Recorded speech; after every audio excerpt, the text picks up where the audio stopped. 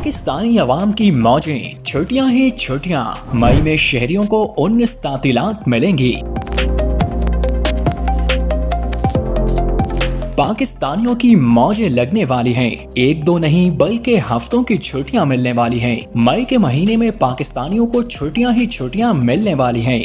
इस हवाले से कहीं 11 और कहीं 19 तातीलात के आदाद शुमार सामने आ रहे हैं। क्या वाकई ही ऐसा होगा और ये कैसे मुमकिन है? छुट्टी से शुरू और छुट्टी ही पर खत्म होने वाला मई 2026 पाकिस्तानी आवाम के लिए गैर मामूली अहमियत इख्तियार कर गया है। ये महीना न सिर्फ मुलाजमीन बल्कि तलबा और कारोबारी तबके के लिए भी खास तवज्जो का मरकज बन गया है, क्योंकि तातीलात की तादाद आम महीनों के मुकाबले में कहीं ज्यादा दिखाई दे रही है, जिसने अवामी दिलचस्पी में इजाफा कर दिया है। सरकारी तातीलात, वीकेंड्स और ईद उल अज़हा की मुमकिन छुट्टियों को मिलाकर तवील तातीलात का सिलसिला बनने की तवक्को जाहिर की जा रही है। ऐसे इदारे जहां मौजूदा कफायत शारी मुहिम के दौरान जुमा को छुट्टी दी जा रही है, इस लिहाज से मई में 19 छुट्टियां मिल सकती हैं, जबकि जुमा की छुट्टी को हटा दिया जाए तो अगले माह 11 छुट्टियां मिलेंगी। बेशतर इदारों में जुमे के रोज वर्क फ्रॉम होम किया जा रहा है, जिसकी वजह से अमलन दफ्तर न जाने को एक तरह से छुट्टी ही समझा जा रहा है।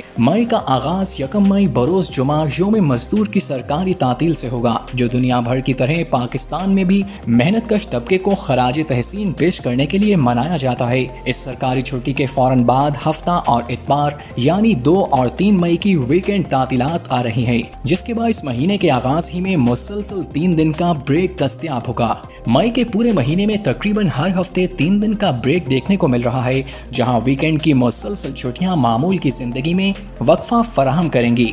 ईद उल अज़हा की हतमी तारीख का इन्हिसार जुल्हज की चांद की रवियत पर होगा, जिसके लिए मरकजी रवियत हलाल कमेटी का इजलास 17 मई को होने का इम्कान है।